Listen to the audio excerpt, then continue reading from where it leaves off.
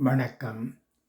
இப்பதிவினை பார்ப்பவர்கள், முதற் தடவை பார்ப்பவர்கள் அல்லது பார்க்கத் தவறியவர்கள் சப்ஸ்கிரைப் பண்ணி பார்க்கும்படி தயவுடன் கேட்டுக்கொள்கிறேன். தத்துவ வார்த்தைகள்.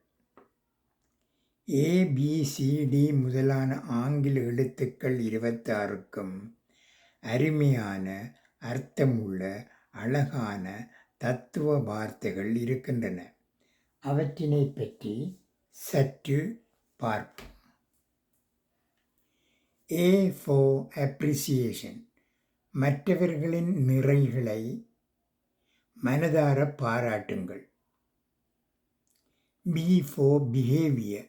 புன்முறுவல் காட்டவும், சில அன்பு சொற்களை சொல்லவும் கூட நேரமில்லாதது போல் நடந்து கொள்ளாதீர்கள். C for compromise. அற்ப விஷயங்களை பெரிதுபடுத்தாதீர்கள். மனம் திறந்து பேசி சுகமுகமாக தீர்த்து கொள்ளுங்கள். டிப்ரெஷன். மற்றவர்களின் புரிந்து கொள்ளவில்லையே என்று சோர்வடையாதீர்கள். E for ego. மற்றவர்களை விட உங்களை உயர்வாக நினைத்து கொண்டு கர்வப்படாதீர்கள். F for forgive. கண்டிக்கக்கூடிய அதிகாரமும் நியாயமும் உங்கள் பக்கம் இருந்தாலும் எதிர்த்தரப்பினரை மன்னிக்க வழி இருக்கிறதா என்று பாருங்கள். E for genuineness. எந்த விஷயத்தையும் நேர்மையாக கையாளுங்கள். H for honesty. தவறு செய்தால் உடனே மன்னிப்பு கேட்பதை கௌரவமாக கருதுங்கள். I for inferiority complex. எவரையும் பார்த்து பிரமிக்காதீர்கள். நான் ஏன் இப்படி இருக்கிறேன் என்ற தாழ்வு மனப்பான்மையை விடுங்கள். A for jealousy. பொறாமை வேண்டவே வேண்டாம், அது கொண்டவனையே கொல்லும். K for kindness. இனிய இதமான சொற்களை மட்டும் பயன்படுத்துங்கள். L for loose talk.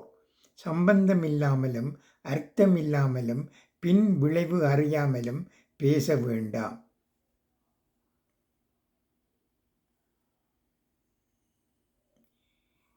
M for misunderstanding. மற்றவர்களை தவறாக புரிந்து கொள்ளாதீர்கள். N for natural. எப்போதும் எந்த விஷயத்தையும் முடிவு எடுத்துவிட்டு பேச வேண்டாம், பேசிவிட்டு முடிவு எடுங்கள்.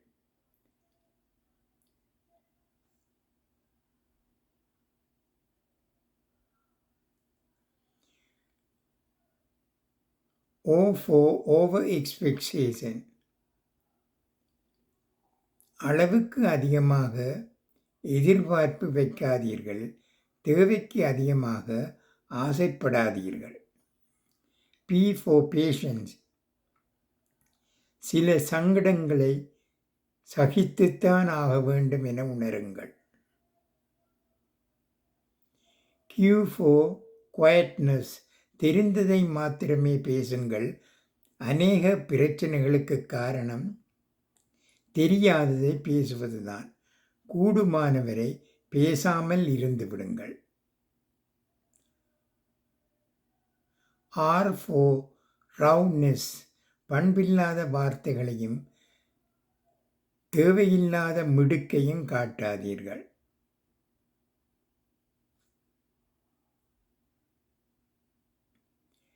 S for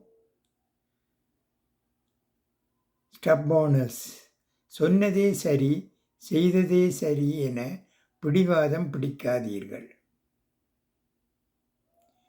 T for twisting. இங்கே கேட்டதை அங்கேயும், அங்கே கேட்டதை இங்கேயும் சொல்வதை விடுங்கள்.